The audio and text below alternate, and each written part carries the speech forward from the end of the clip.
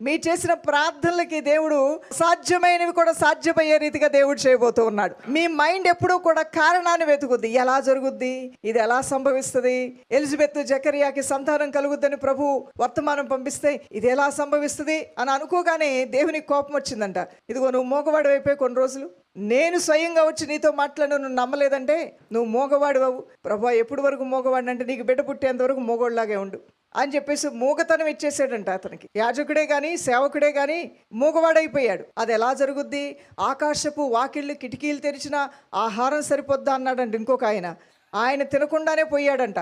కానీ మిగిలిన వారు, విశ్వసించిన వారు అందరూ కూడా తెల్లవారుగానే శత్రువుల యొక్క ఆహారం అంతా కూడా ఇజ్రాయిల్ తిని సంతోషించారంట. దేవునికి స్తోత్రం కలుగునుగాక. ఇది ఎలా జరుగుద్ది అనే ప్రశ్న, అనుమానం, అల్పవిశ్వాసం. ఇది ఎలా సాధ్యమవుద్ది? సముద్రం మీద ఎలా నడుస్తాం? అవును, సముద్రం మీద ఎలా నడుస్తాం? సహజంగా అది జరిగే పని కాదు. కానీ అది దేవుడు ఏర్పాటు చేస్తే సముద్రమే 2 పాయలుగా చీలిపోయింది.